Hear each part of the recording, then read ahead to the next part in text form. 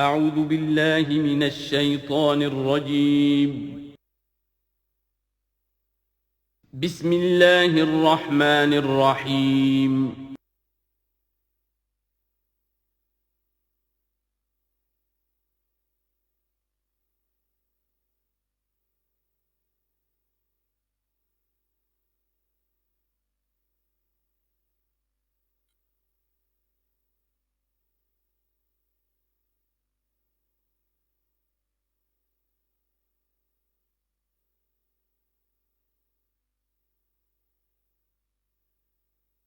والصلاة والسلام على عباده الذين اصطفى خصوصا على أفضلهم وخاتم النبيين محمد الأمين وعلى آله وصحبه أجمعين. أما بعد فأعوذ بالله من الشيطان الرجيم. بسم الله الرحمن الرحيم. الحمد لله رب العالمين الرحمن الرحيم مالك يوم الدين إياك نعبد وإياك نستعين اهدنا الصراط المستقيم صراط الذين أنعمت عليهم غير المغضوب عليهم ولا الضالين آمين. رب اشرح لي صدري ويسر لي امري واحلل عقدة من لساني يفقهوا قولي. اللهم ربنا الهمنا رشدنا واعذنا من شرور انفسنا. اللهم ارنا الحق حقا وارزقنا اتباعه وارنا الباطل باطلا وارزقنا اجتنابه. اللهم ربنا يسر لنا امورنا كلها واتمم لنا بالخير وتقبل منا فإنك خير المتقبلين آمین یا رب العالمین. ابھی میں نے سورہ فاتحہ کی تلاوت کی ہے اور آپ نے سماعت فرمائی. یہ سورہ مبارکہ مصحف کے اعتبار سے تو پہلی صورت ہے ہی، سب کو معلوم ہے، لیکن یہ بھی نوٹ کر لیجئے کہ یہ نزول کے اعتبار سے بھی سب سے پہلی مکمل صورت جو حضور پر نازل ہوئی وہ یہی ہے. اس سے قبل متفرق آیات نازل ہوئیں، 5 آیتیں سورہ علق کے آغاز میں، کچھ آیتیں سورہ قلم یا سورہ نون کے آغاز میں، کچھ آیتیں سورہ مزمل کی ابتدا کی، کچھ آیتیں سورہ مدثر کے آغاز کی. 5ویں وحی تقریباً اس پر اجماع ہے کہ یہ سورۃ الفاتحہ کی ہے اور یہ مکمل صورت ہے جو حضور پر نازل ہوئی. سورۃ الفاتحہ کے معنی ہوئے افتتاحی صورت. فتح یفتح کے معنی ہے کھولنا، مفتاح کنجی کو کہتے ہیں، چابی کو. تو یہ اوپننگ سورہ آف دی قرآن، قرآن حکیم کی افتتاحی صورت. ویسے جیسا کہ میں تعارف قرآن کے ضمن میں عرض کر چکا ہوں، عربوں کا یہ مزاج تھا کہ جس چیز سے انہیں خصوصی محبت ہوتی تھی اس کے بہت سے نام رکھتے تھے. اس کے بھی بہت سے نام ہیں. سورۃ الفاتحہ سب سے عام ہے، لیکن الکافیہ، الشافیہ، ام القرآن، اساس القرآن، کم سے کم یہ 4 نام تو میں سمجھتا ہوں کہ ہر مسلمان کو مزید معلوم ہونے چاہیے، اور بھی بہت سے نام. اس سورہ مبارکہ کی بالاتفاق و بالاجماع 7 آیتیں ہیں، اگرچہ ان کی ترتیب میں کچھ اختلاف ہے. ایک رائے یہ ہے، اور یہ رائے امام شافعی کی بھی ہے اور بصرہ کے جو قراء تھے ان کی بھی ہے، کہ آیت بسم اللہ بھی سورہ فاتحہ میں شامل ہے، اس کا جز ہے. وہ اس کو شامل کر کے پھر 7 آیتیں بناتے ہیں. تو آخری جنہیں ہم 2 آیتیں سمجھتے ہیں، صراط الذین انعمت علیہم غیر المغضوب علیہم ولا الضالین، وہ ان کے نزدیک ایک آیت ہے. تو گویا کہ نتیجہ یہ نکلا کہ آیتوں کی تعداد 7 ہی رہتی ہے. امام ابو حنیفہ رحمۃ اللہ علیہ کا موقف اور کوفے کے جو قراء تھے ان کا بھی موقف یہ ہے کہ آیت بسم اللہ نہ سورہ فاتحہ کا جز ہے نہ کسی اور سورت کا جز ہے، سوائے ایک مقام پر جہاں حضرت سلیمان علیہ السلام کا خط جو ہے نقل ہوا ہے، جو انہوں نے ملکہ سبا کو لکھا تھا انہو من سلیمان و انہو بسم اللہ الرحمن الرحیم. تو قرآن کے متن میں صرف اسی جگہ پر یہ آیت شامل سمجھتے ہیں، باقی یہ صرف علامت کے طور پر کہ یہاں سے ایک نئی صورت شروع ہو رہی ہے درج کی گئی ہے. اس سورہ مبارکہ کو الصلاح قرار دیا گیا ایک حدیث میں. اس کا جو اسلوب ہے وہ دعا کا ہے، اور دعا کے ساتھ اس کی جو مناسبت ہے، اور پھر اسی کی وجہ سے ہماری نماز کا یہ جزو لا ینفک بنا دیا گیا. بلکہ ایک حدیث جو میں آپ کو سناؤں گا اس میں اسی کو نماز قرار دیا گیا. الصلاح یہی ہے. ویسے وہ حدیث مبارک موجود ہے، من لم یقرأ بفاتحۃ الکتاب لا صلاۃ لمن لم یقرأ بفاتحۃ الکتاب. جو شخص سورہ فاتحہ کی تلاوت نہیں کرتا اس کی کوئی نماز نہیں. اس کے حوالے سے بھی ہمارے ہاں دو مسلک ہیں. ذکر صرف اس لیے کر رہا ہوں کہ آپ کے علم میں ہو، ان میں کوئی بنیادی فرق نہیں ہے. کسی بھی ایک رائے کا انسان قائل اور حامل ہو سکتا ہے بغیر اس کے کہ دوسرے کو بالکل غلط قرار دے، بلکہ یہ کہ اس کے لیے بھی گنجائش اپنے ذہن میں اور اپنے دل میں رکھے. اور دوسری آیت یہ ہے کہ اس کا حصہ نہیں ہے. اسی اعتبار سے یہ کہ یہ سورہ مبارکہ نماز میں پڑھی جانی ضروری ہے. لا صلاۃ لمن لم یقرأ بفاتحۃ الکتاب. البتہ یہ اختلاف ہے، یہ بات جو میں ذکر کر رہا تھا جو ذہن سے نکل گئی، کہ آیا مقتدی جو ہے امام کے پیچھے کھڑا ہو کر جب نماز پڑھ رہا ہو تو کیا اس صورت میں بھی اس کے لیے لازم ہے کہ سورہ فاتحہ پڑھے؟ اس میں دو رائے ہو گئی، بلکہ تین. ایک رائے انتہائی ہے اور وہ فقہ حنفی کی طرف منسوب ہے کہ اگر آپ امام کے پیچھے مقتدی کی حیثیت سے نماز پڑھ رہے ہیں تو کسی بھی رکعت میں آپ سورہ فاتحہ نہیں پڑھیں گے. ایک دوسری بالکل برعکس رائے ہے، وہ امام شافعی رحمۃ اللہ علیہ کی ہے کہ ہر حالت میں چاہے امام جہری رکعت پڑھا رہا ہو جس میں وہ بلند آواز سے سورہ فاتحہ پڑھ رہا ہو، اور چاہے وہ سری رکعت ہو، ہر حالت میں مقتدی کو بھی پڑھنی ہے. ایک تیسری رائے بین بین ہے، وہ امام مالک کی ہے رحمۃ اللہ علیہ، کہ جو سری رکعت ہے جس میں کہ امام بھی خاموشی سے پڑھ رہا ہے مقتدیوں کو بھی پڑھنی چاہیے. جو جہری رکعت ہے جس میں کہ امام بلند آواز سے پڑھ رہا ہے اس میں مقتدیوں کو خاموش رہ کر پوری توجہ جو ہے سننے پر صرف کر دینی چاہیے. اذا قرئ القرآن فاستمعوا له وانصتوا.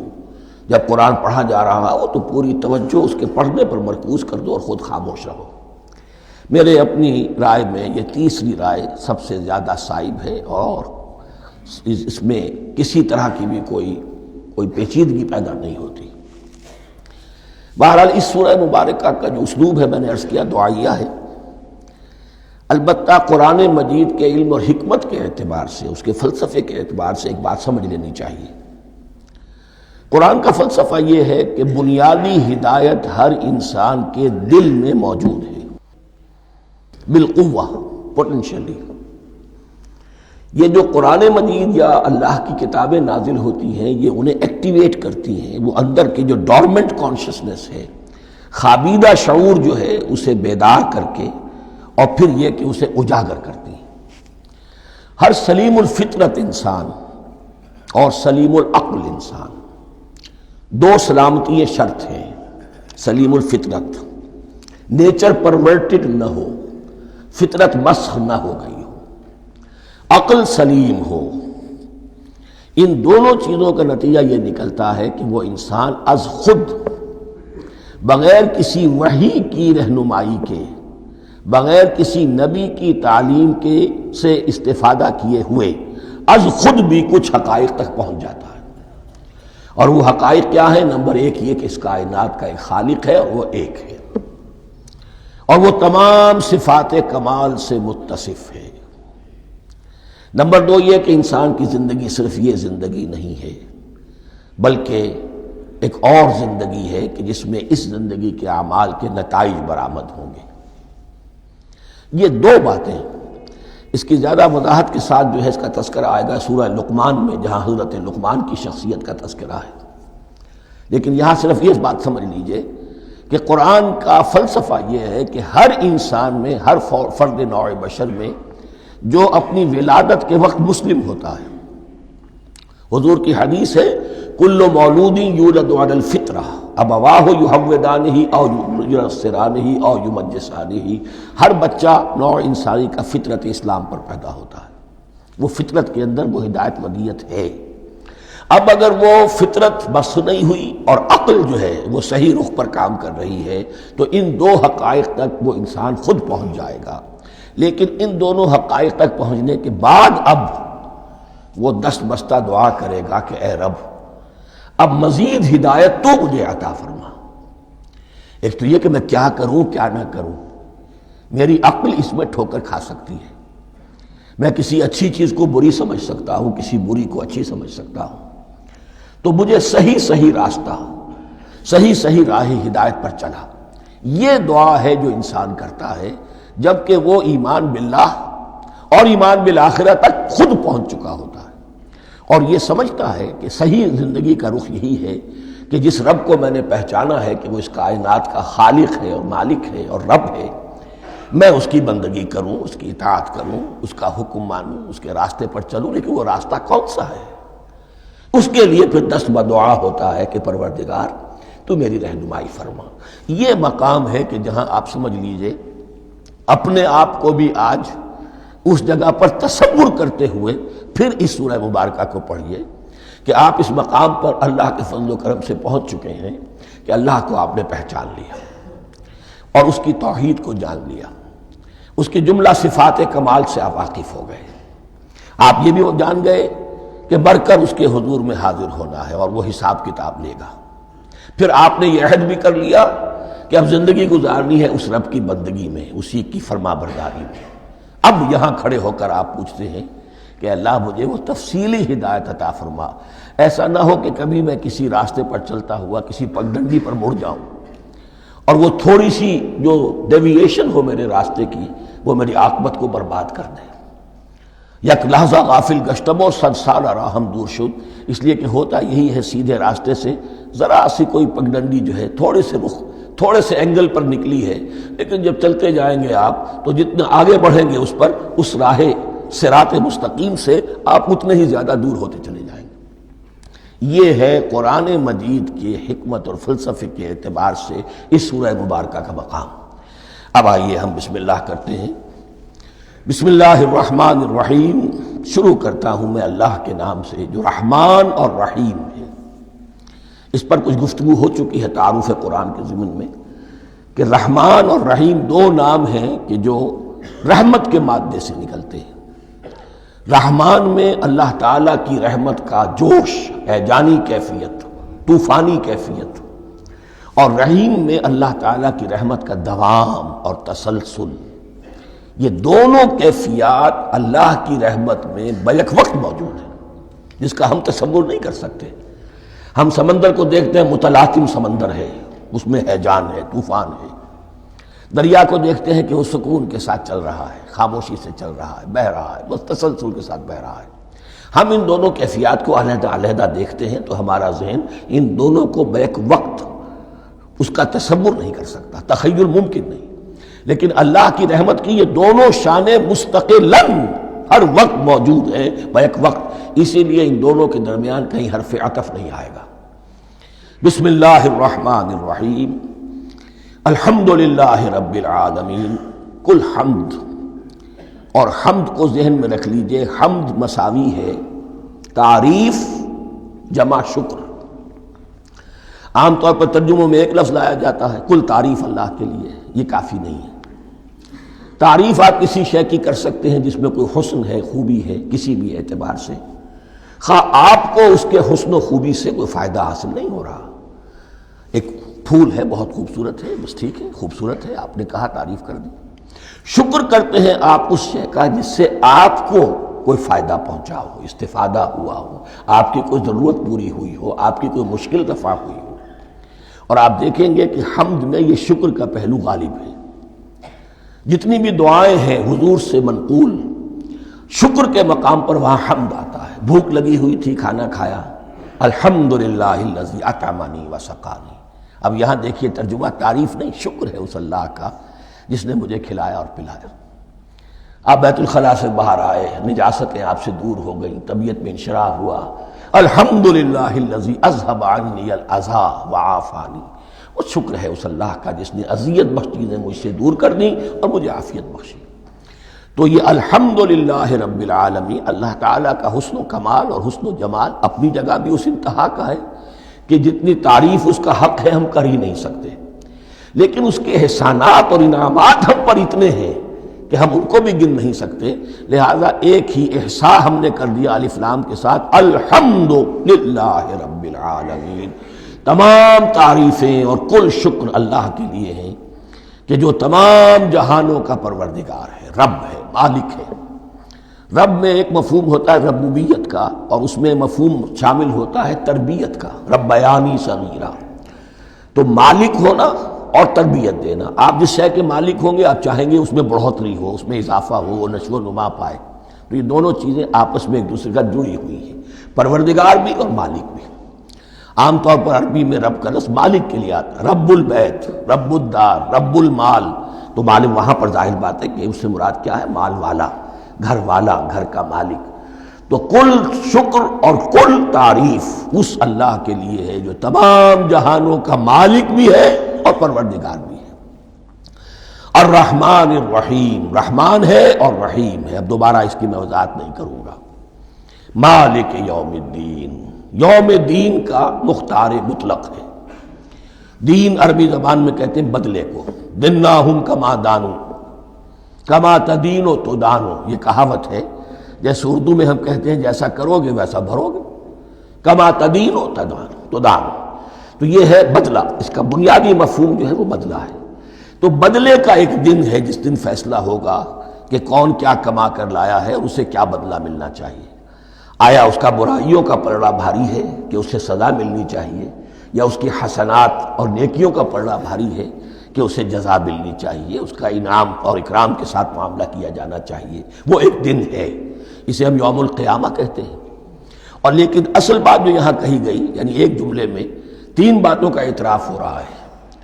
بعث بعد الموت، ایک دن آئے گا کہ ہم مرنے کے بعد تمام انسان اٹھا لیے جائیں گے، پھر حساب و کتاب، پھر اللہ کے ہاں حاضری ہوگی اور حساب کتاب ہوگا، اور تیسرے یہ کہ اس حساب کتاب کے دن کا مختار مطلق اللہ ہے، یعنی کسی اور کو اپنے ذہن میں سہارا بنا کر آپ زندگی گزاریں کہ وہ مجھے چھڑا لے گا، یا وہ ہستی جو ہے اتنی زوردار ہے کہ وہ مجھے بچا لے گی، اس سے اپنے دل کو، اپنے ذہن کو بالکل پاک کر لیجئے۔ مالک یوم الدین، ایک دوسری جگہ پر قرآن میں آیا ہے، اس روز کوئی پکارنے والا پکارے گا، لمن الملک اليوم للہ الواحد القہار، آج کے دن کس کا اختیار مطلق ہے؟ اور پھر کہا جائے گا اللہ کے لیے، الواحد قہار، جو پوری طرح چھایا ہوا ہے، بس تولی ہے۔ تو مالک یوم الدین، جو جزا و سزا کے دن کا مالک ہے۔ اب یہاں سے کلام ایک رخ بدل رہا ہے، ابھی تک تو یہ غائبانہ انداز میں کلام ہو رہا ہے، اللہ سے خطاب نہیں آیا اس میں ابھی۔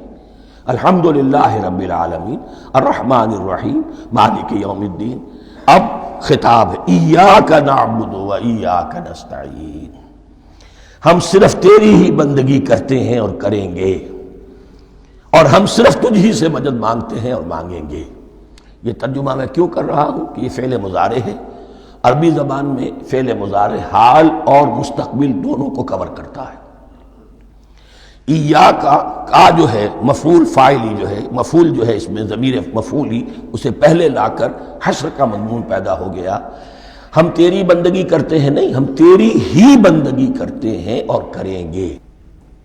حال میں ترجمہ کیجئے تو یہ اظہار حال ہے، اور مستقبل میں ترجمہ کیجئے تو یہ ایک عہد ہے، قول و قرار ہے، بہت بڑا معاہدہ ہے۔ وَإِيَّاكَ نَسْتَعِينُ، اور صرف تجھ ہی سے مدد مانگتے ہیں اور مانگیں گے۔ اس میں بھی حال کا ترجمہ اظہار حال، اللہ کرے کہ واقعی ہمارا حال وہی ہو، جب ہم یہ الفاظ کہتے ہیں تو واقعتاً ہم اس پر پورے اتر رہے ہوں کہ اسی کی بندگی کر رہے ہوں اور اسی سے ساری استعانت اور استمداد کر رہے ہیں۔ جہاں تک مستقبل کا تعلق ہے وہ پھر ایک عہد ہے، اہدنا الصراط المستقیم، یہ مقام وہ آ گیا کہ یہاں تک تو اے پروردگار ہم پہنچ گئے، تیرے فضل سے، تیرے کرم سے، فطرت سلیمہ بھی تیری عطا کردہ تھی، عقل سلیم بھی تیری ودیت کردہ تھی، ان دونوں کی روشنی سے ہم یہاں تک تو پہنچ گئے۔ اب ہماری جو ضرورت ہے، احتیاج ہے، وہ کیا ہے؟ اہدنا الصراط المستقیم، ہدایت بخش ہمیں سیدھے راستے کی۔ یہاں دو باتیں سمجھ لیجئے، انفرادی سطح پر انسان کے لیے نہ معلوم کتنے مرحلے آتے ہیں ہر روز کہ جس میں وہ ایک چھٹک کر کھڑا ہو جاتا ہے، یہ کروں یا یہ کروں، دو آلٹرنیٹو سامنے آ رہے ہیں، فیصلہ کرنا مشکل ہو رہا ہے، قدم قدم پر ہدایت کی ضرورت ہے۔ اور اجتماعی طور پر نوع انسانی تین بڑے بڑے تمدنی مسائل میں واقعہ یہ ہے کہ تسلیم کر لیا جانا چاہیے کہ عقل انسانی اس کو راستہ نہیں دکھا سکتی۔ عام معاشرتی سطح پر مرد اور عورت کے درمیان حقوق اور اختیارات کا کیا توازن ہو، ناممکن ہے، انسان طے نہیں کر سکتا۔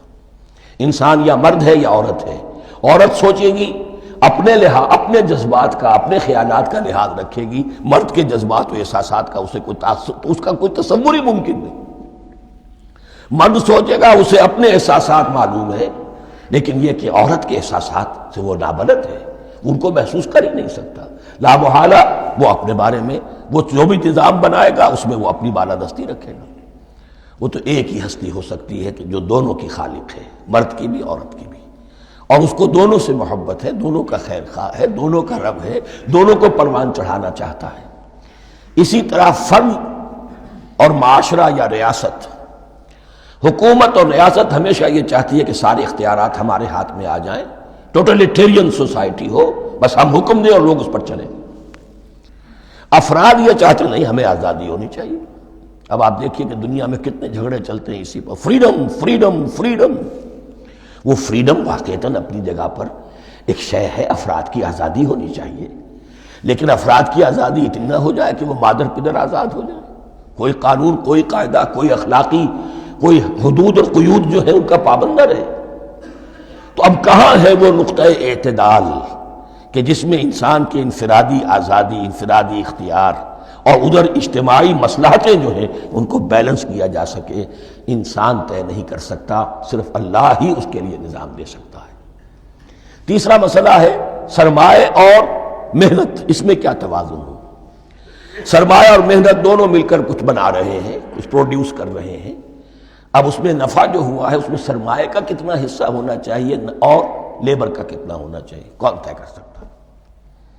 اس کے لیے بھی کہ ایسا نہ ہو کہ سرمایہ داری جو ہے آکاش بیل بن کر پورے معاشرے پر چھا جائے، اور غریب بیچارہ، مزدور بیچارہ، کاشتکار بیچارہ وہ گویا کہ چکی کے دو پارٹوں میں پس کر رہ جائے، اس کی کوئی حیثیت نہ رہ جائے۔ لیکن یہ کہ دوسری طرف اگر یہ کہ مزدور کا جو حق ہے اس سے زیادہ اس کو دے دیا جائے تو سرمایہ جو ہے وہ سکڑ جائے گا، شائی ہو جائے گا، وہ پھر میدان میں نہیں آئے گا۔ کیا کیا جائے؟ کون سا نقطہ عدل و اعتدال ہے؟ یہ تین مسائل ایسے ہیں، اہدنا الصراط المستقیم۔ تو یوں سمجھیے کہ ایک جو بنیادی ہدایت تھی، ایک اللہ کو پہچان لینا، یہ جان لینا کہ کل حسن و جمال اور تمام انعام و اکرام کا منبع اس کی ذات ہے، وہ رحمان ہے اور رحیم ہے، اور یہ جان لینا کہ مرنے کے بعد جی اٹھنا ہے، حساب کتاب ہے، فیصلہ ہوگا جزا و سزا کا، اور مختار مطلق اس دن کا اللہ ہے۔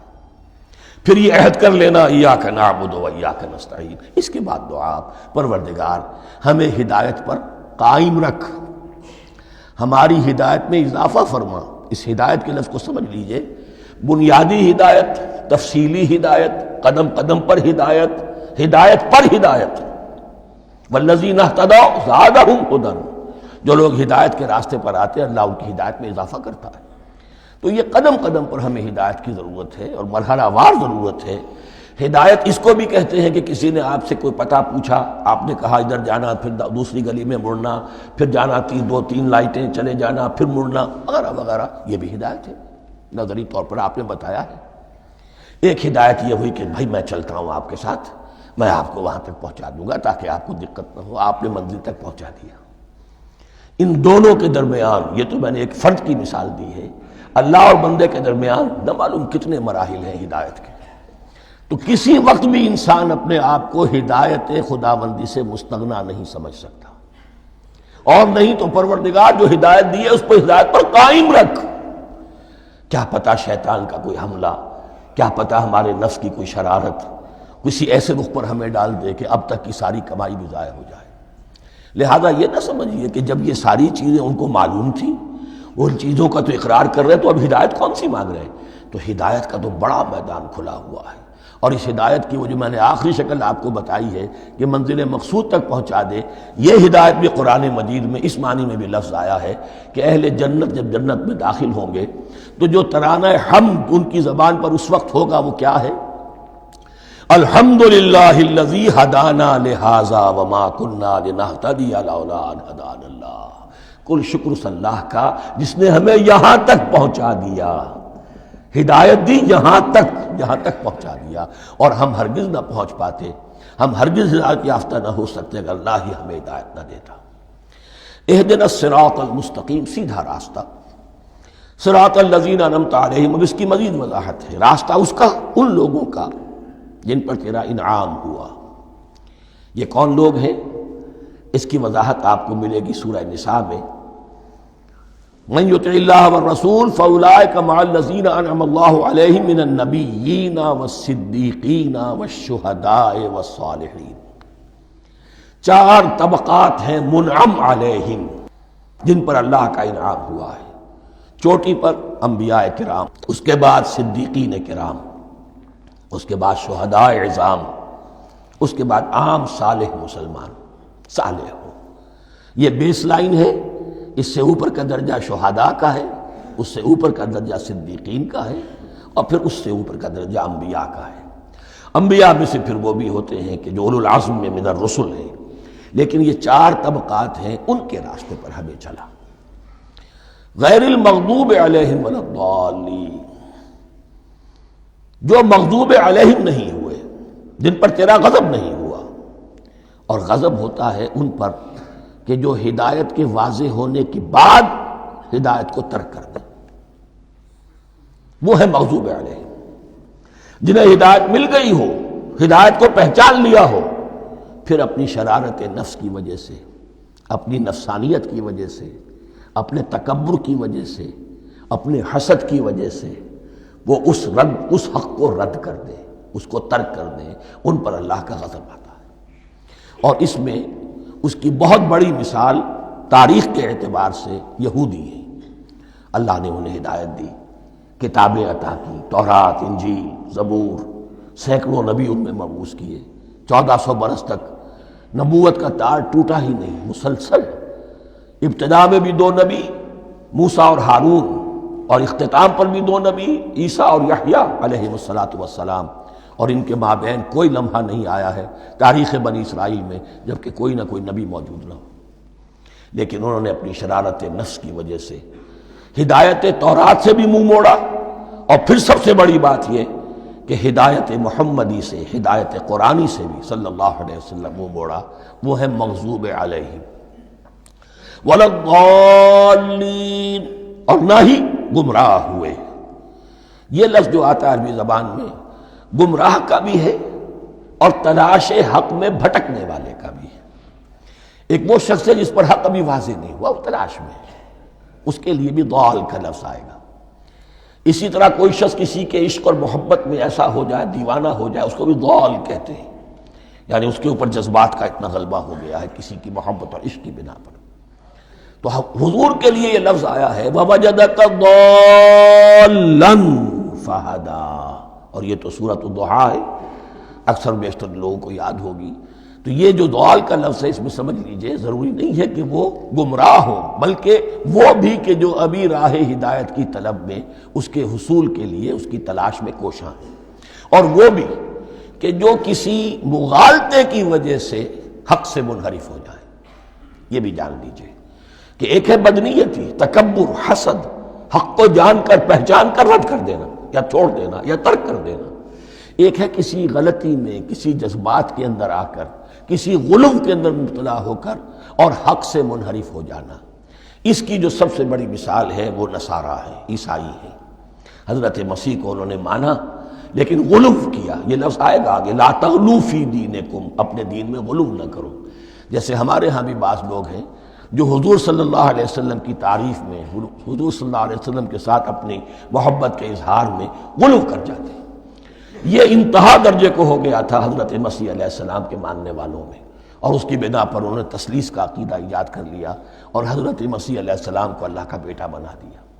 تو اس کی سب سے بڑی مثال ضالین کی اس اعتبار سے کہ ہدایت پانے کے بعد کسی بدنیتی سے نہیں بلکہ کسی اچھے جذبے میں غلو کی وجہ سے، رسول سے محبت کرنا تو اچھا جذبہ ہے لیکن یہ محبت بھی ایک حد میں رہنی چاہیے، غلو کرے گی تو ظاہر بات ہے کہ اس کے بعد وہ گمراہی کی طرف لے جائے گی۔ تو یہ ہے اس سورہ مبارکہ کا ترجمہ، اور اس کے بعد آخر میں آمین کہنا یہ مسنون بھی ہے، کہنا چاہیے۔ البتہ اختلاف یہاں بھی صرف اتنا ہے کہ نماز میں جب آپ امام کے ساتھ ہیں، وہ اگر جہری قرات کر رہا ہے تو آیا اس کے بعد آپ کو بھی بالجہر کہنا ہے آمین یا نہیں کہنا، یہ اختلاف ہے، ان میں کوئی فرق واقع نہیں ہوتا۔ یہ چیز متفق علیہ کہ کہنا ہے آمین، بلکہ یہ آمین تو یہودیوں میں ہے، یہ آمین جو ہے یہ عیسائیوں میں بھی ہے، ان کی بھی جو پریئر لارڈس پریئر ہے اس کے بعد آمین، وہ آمین کہتے ہیں، وہ فرق وہ لفظ ایک ہی ہے، اس لیے کہ عبرانی زبان اور عربی زبان یا تو ہم یہ کہہ سکتے ہیں کہ دونوں بہنیں ہیں، کوئی ایک مشترک زبان تھی ان کی ماں جس کی یہ دو بیٹیاں ہیں، اور یا یہ کہنا پڑے گا کہ عربی زبان کی ماں جو ہے وہ عبرانی زبان ہے۔ بہرحال بڑا قریبی رشتہ عربی کا اور عبرانی کا ہے، اس اعتبار سے وہ آمین۔ اب آپ کو معلوم ہے ہم السلام علیکم وہ کہتے ہیں، وہ سلام کہتے ہیں، فرق کیا ہے؟ وہ تو تلفظ کا فرق ہے۔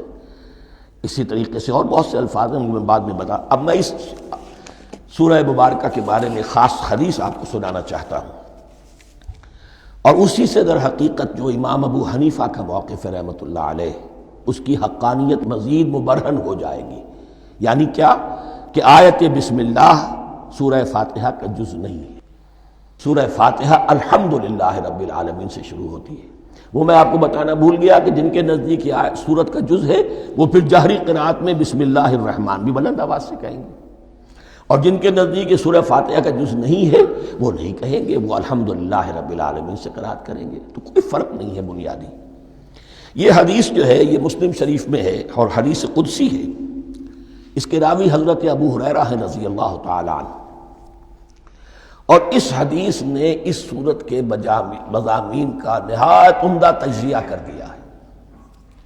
حدیث کے الفاظ سن لیجئے، قسمت الصلاۃ بینی و بین عبدی نصفین۔ اللہ تعالیٰ فرما رہے ہیں، حدیث قدسی ہے، میں نے نماز کو، صلاۃ کو اپنے اور اپنے بندے کے درمیان آدھا آدھا تقسیم کر لیا، فنصفها لی ونصفها لعبدی، اس کا نصف جو ہے وہ میرے لیے ہے اور نصف جو ہے وہ میرے بندے کے لیے ہے، وَلِعَبْدِي مَا سَأَلَ، اور جو میرے بندے نے مانگا میں اسے دوں گا، میرا وعدہ ہے یا میں نے اسے دیا۔ اس کے بعد اس کی تفصیل آتی ہے، اذا قال العبد، جب بندہ کہتا ہے الحمدللہ رب العالمین، قال اللہ حمدنی عبدی، جب بندہ کہتا ہے الحمدللہ رب العالمین، اللہ فرماتا ہے میرے بندے نے میری حمد کی۔ وَإِذَا قَالَ الرَّحْمَنُ الرَّحِيمُ قَالَ اللَّهُ اثْنَى عَلَيَّ عَبْدِي، جب بندہ کہتا ہے الرحمن الرحیم، اللہ فرماتا ہے میرے بندے نے میری ثنا کی۔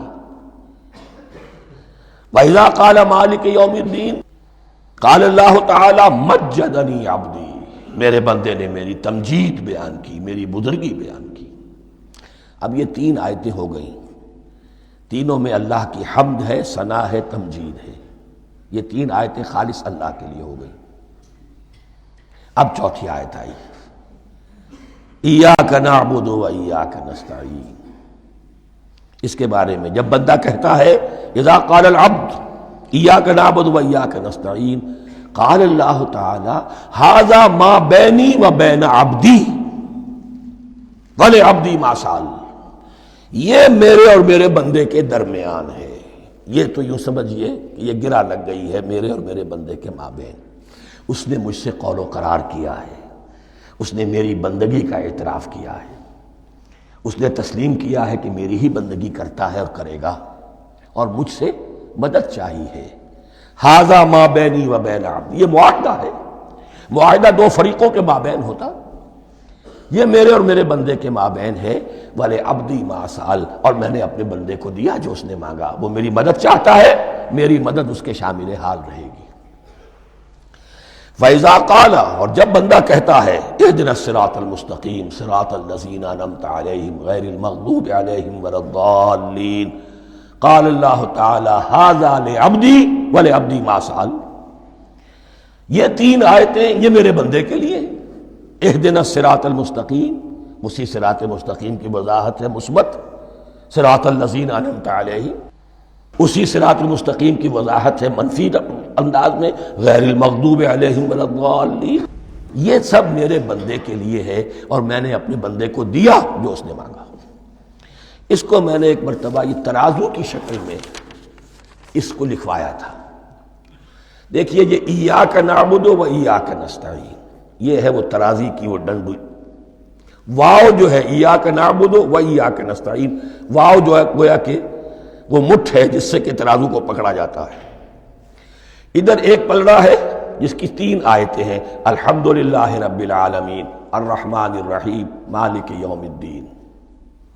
اس کا نتیجہ کیا نکلا؟ ایاک نعبد۔ آپ نے شاید یہ سنا بھی ہو، ایک بہت ہی عمدہ قرات کا جو ریکارڈ ہے قاری عبدالباسط عبدالصمد کا، وہ یہیں سے چل کر سورہ فاتحہ کی قرات کر کے ایاک نعبد پر آ کر رکتا ہے، الحمدللہ رب العالمین الرحمن الرحیم مالک یوم الدین ایاک نعبد۔ گویا کہ یہاں یہ صورت بالکل ہاف ہو گئی ہے، تین آیتوں میں اللہ کی حمد ہے، ثنا ہے، تمجید ہے، جس کا نتیجہ ہم تیری ہی بندگی کرتے ہیں، تیری ہی اطاعت کریں گے۔ لیکن اب اس کے بعد سوال ایاک نستعین، اسی کی جو استعانت کیا درکار ہے ہمیں؟ ہدایت۔ ہدایت سب سے بڑی استعانت ہے، ہدایت ہی تو سب سے بڑی مدد ہے۔ اهدنا الصراط المستقیم صراط الذین انعمت علیہم غیر المغضوب علیہم ولا الضالین، یہ ایاک نستعین کے حق کے ساتھ یہ تین آیتیں آ گئیں، اهدنا الصراط المستقیم صراط الذین انعمت علیہم غیر المغضوب علیہم ولا الضالین، قسمت الصلاۃ بینی و بین عبدی نصفین فنصفها لی ونصفها لعبدی ولعبدی ما سأل۔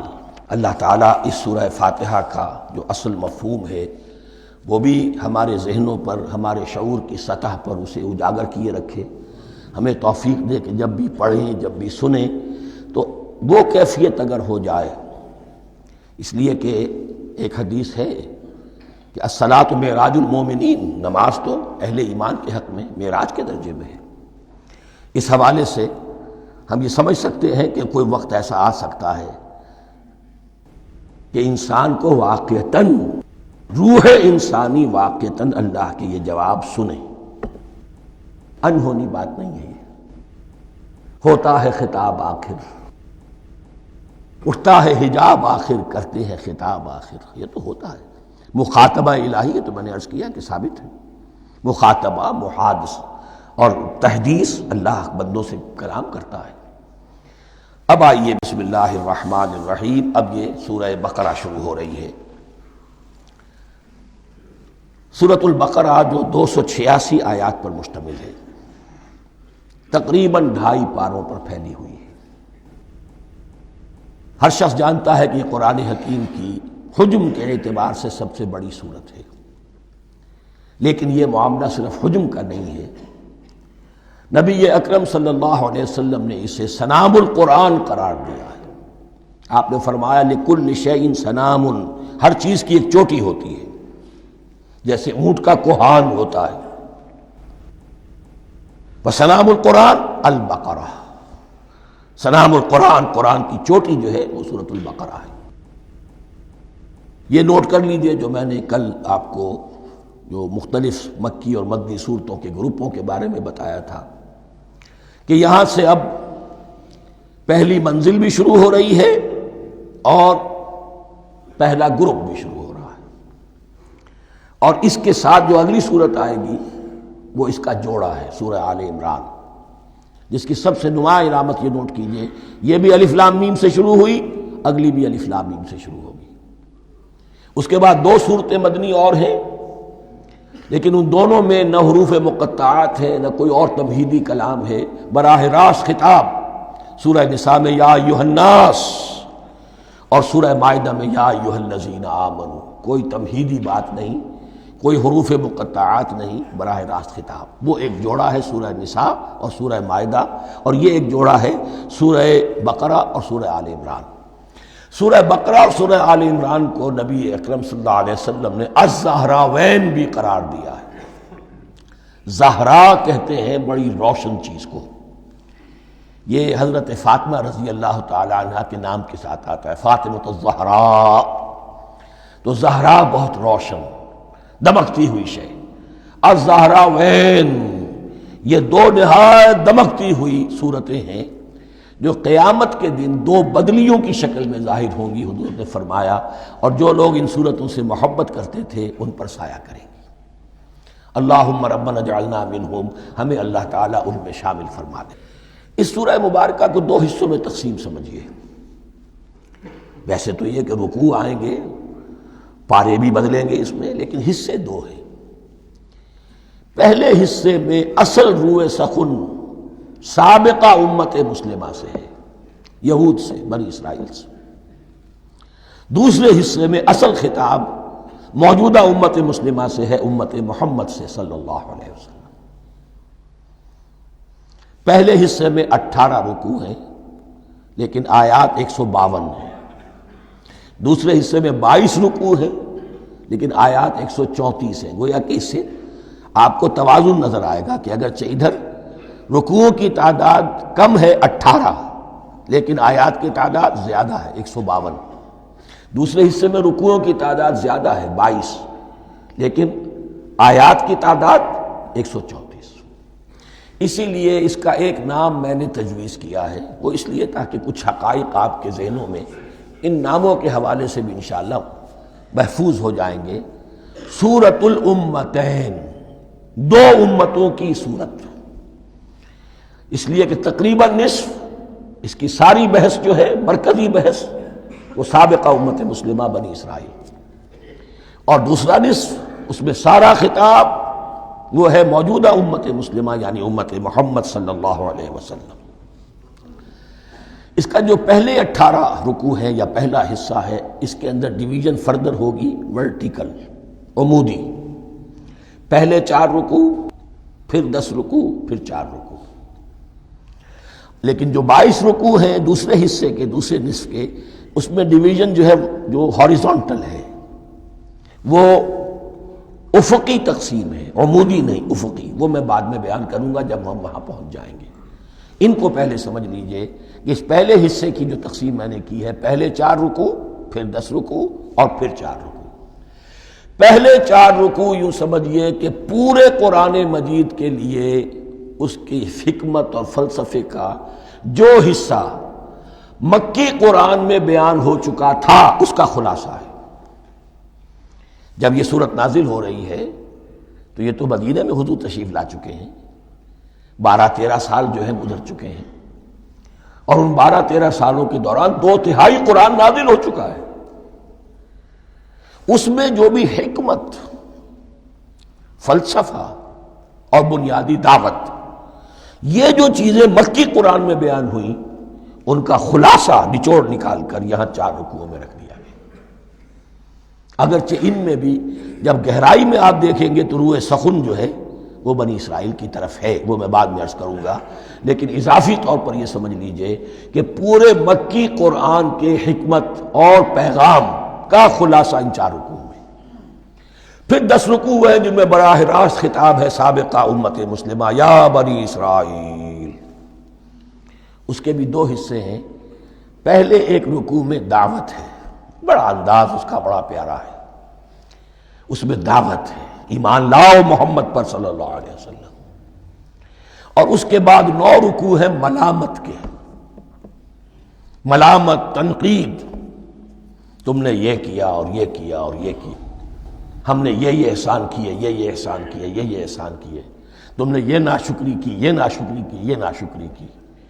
اور اس سب کا نتیجہ آخری 4 رکوعوں میں ہے کہ اب تمہیں اس منصب سے معزول کیا جا رہا ہے جس پر تم 2000 برس تک فائز رہے ہو، اور تمہیں ہٹا کر اب ایک نئی امت محمد کی شکل میں جو وجود میں آ چکی ہے صلی اللہ علیہ وسلم، اسے اس پر فائز کیا جا رہا ہے۔ اور اس کی علامت کے طور پر اسے میں کہا کرتا ہوں کورونیشن، تاج پوشی. ایک امت معذور، دوسری امت اس کا نسب ہو رہا ہے، اس کی تاج پوشی کے لیے سمبل، علامت کیا ہے؟ قبلہ تحویل. وہ قبلہ یروشلم سابقہ امت کا قبلہ اب ادھر رخ نہیں ہوگا، اب اہل توحید کا قبلہ یہ مکے کی طرف ہوگا، بیت اللہ کی طرف ہوگا. تو تحویل قبلہ کا مضمون ہے جو ان 4 رکوعوں میں آتا ہے.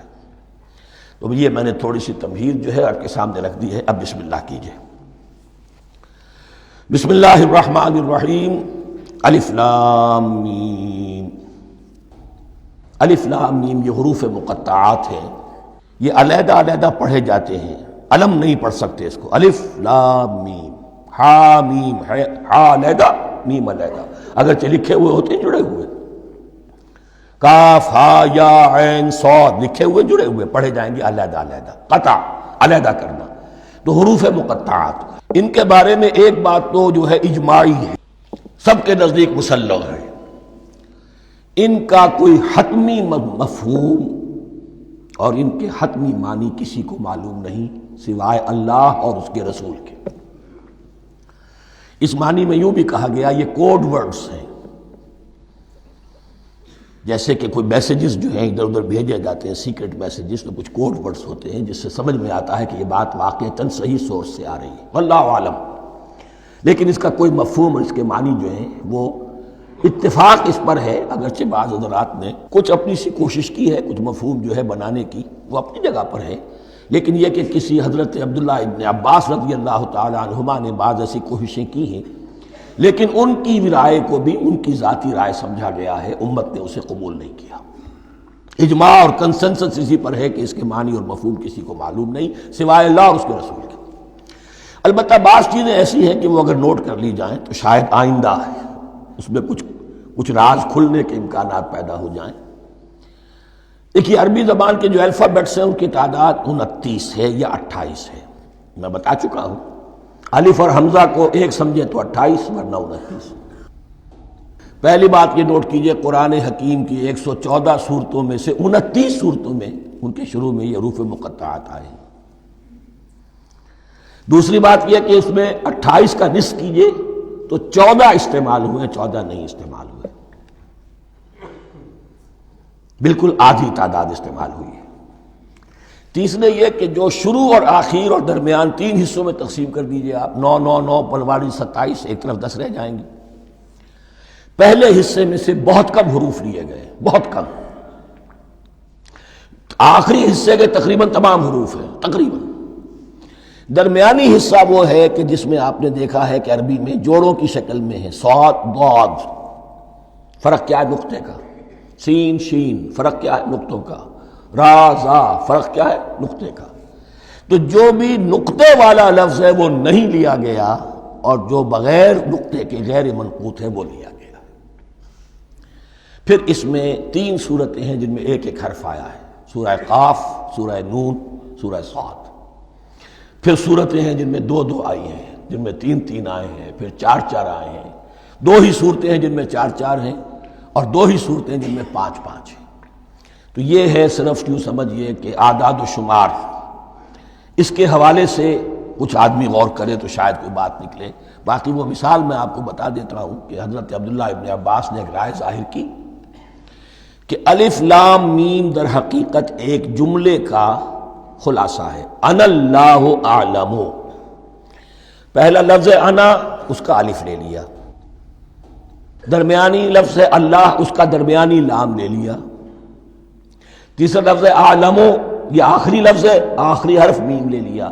انا اللہ اعلم، میں اللہ جانتا ہوں، واللہ اعلم، واقعتاً اللہ ہی جانتا ہے. یہ حضرت عبداللہ ابن عباس کی رائے ہے، لیکن اگرچہ انہیں حبر الامت مانا گیا ہے، لیکن یہ کہ ان کی اس رائے کو بھی اکثر و بیشتر مفسرین نے قبول نہیں کیا.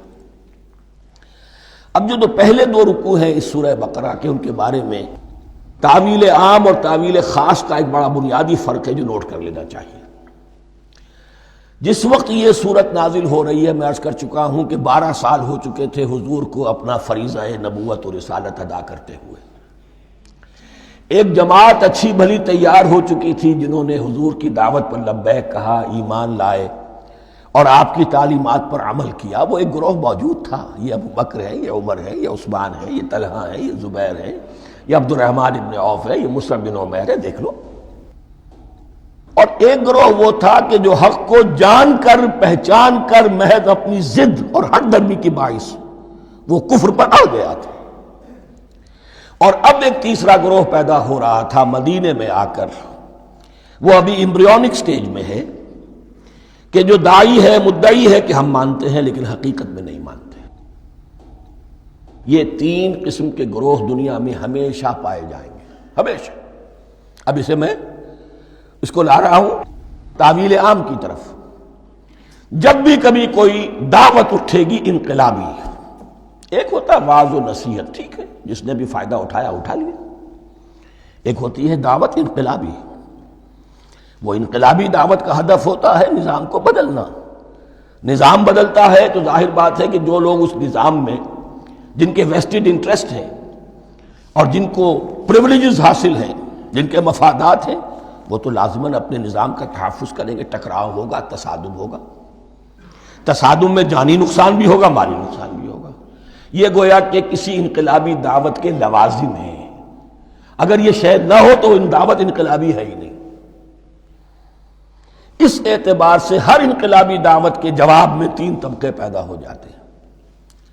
ایک وہ کہ جو اس دعوت کو قبول کرتے ہیں دیانت کے ساتھ، خلوص کے ساتھ، اخلاص کے ساتھ، اور پھر پوری جواں مردی کا ثبوت دیتے ہیں، ہر چہ بعد آباد، اب جو آئے سو آئے، جان دینی پڑے حاضر ہیں، مال دینا پڑے حاضر ہیں، کوئی تکلیف آئے، کوئی مشقت آئے، کوئی مصیبت آئے، کوئی قربانی کرے، حاضر۔ جب پکارا گیا واپس نہیں پھیرا کوئی فرمان جنوں کا، اور تنہا نہیں لوٹی کبھی آواز جرس کی۔ خیریت جاں راحت تن صحت داماں، سب بھول گئیں مصلحتیں اہل ہوس کی۔ ایک وہ لوگ ہوتے ہیں، ایک وہ لوگ ہوتے ہیں کہ جو اڑ جاتے ہیں ضد پر، ہٹ درمی پر، ماننے کے باوجود، جاننے کے باوجود کہ بات تو ٹھیک ہے جو کہہ رہے ہیں، کیسے مان لیں؟ ہماری سیادت، ہماری چودراہٹ، ہمارے مفادات، ہمارے یہ ساری چیزیں ان سب کے اوپر زد پڑ رہی ہے۔ یہ لوگ اڑ جاتے ہیں، اور پھر کوئی دعوت، کوئی نصیحت، کوئی مزید افہام و تفہیم ان کے حق میں مفید نہیں ہوتی۔ اس لیے کہ صحیح بات ہے جو کہتے ہیں کہ سوتے کو تو جگایا جا سکتا ہے، جاگتے کو کیسے جگائیں؟ کوئی سویا ہوا ہے تو آپ اسے جگا دیں گے، جو جاگا ہوا ہے لیکن وہ بنا ہوا ہے، وہ اٹھنے کو تیار ہی نہیں ہے، تو آپ کیسے اٹھا دیں گے اس کو؟ تو جو لوگ جان بوجھ کر حق کو پہچان کر رد کر دیتے ہیں، پھر ان کے حق میں کوئی دعوت، کوئی نصیحت، کوئی تبلیغ، کوئی انذار، کوئی تبشیر مفید نہیں ہوتی۔ تیسرا درجہ ایسے لوگوں کا ہوتا ہے جو یا تو شروع میں آتے ہی شرارت کے ارادے سے، کوئی مصلحت ہے جس کی وجہ سے اس دعوت کو قبول کر لیا، کوئی ذاتی منفعت ہے جس کے لیے قبول کر لیا، یا یہ کہ شروع میں تو اخلاص کے ساتھ آتے ہیں لیکن جب قربانی دینے کا وقت آتا ہے تو ان کے اندر سیرت و کردار کی وہ مضبوطی نہیں ہوتی کہ ہر چہ بعد آباد، یہ نہیں ہوتی۔ وہ پھر ڈگمگاتے رہتے ہیں، کبھی کچھ چلے پھر کہیں ٹھٹک کر رہ گئے، پھر کہیں کچھ چلے پھر ٹھٹک کر رہ گئے۔ یہ تیسرا طبقہ ہے کہ جو کہتا ہے، دعوی مدعی ہے کہ ہم نے مانا ہے، قبول کیا ہے، بات ٹھیک ہے، کچھ تھوڑا بہت چلتے بھی ہیں، لیکن جہاں مشکل آئی ٹھٹک کر کھڑے ہو گئے، اوندھے منہ گر پڑے۔ یہ تیسرا طبقہ ہے۔ اس کے لیے لفظ ہمارے ہاں منافقین بھی ہے، لیکن اس رکوع میں آ کر، ابھی ان 4 رکوعوں میں نہیں بلکہ سورہ بقرہ میں مکمل میں بھی کہیں نفاق کا لفظ نہیں آیا ہے، اس لیے کہ اسے مرض سے تعبیر کیا گیا۔ یہ مرض ہے ایک، اور اس مرض کے ذریعے سے لوگوں کے اندر جو ہے وہ ایک نفاق کا بیج پڑ رہا ہے، جو ظاہر ہوگا تو منافقت پوری کی پوری کھل کر سامنے آ جائے گی۔ روگ ہے انسانی شخصیت کا، اس حوالے سے وہ تیسری، اور یہ چونکہ اہم ترین حصہ تھا، اور یہ مرض اب شروع ہو رہا تھا، مدینے میں، مکے میں نہیں تھا، لہذا زیادہ تفصیل سے اس کے بارے میں گفتگو ہوئی۔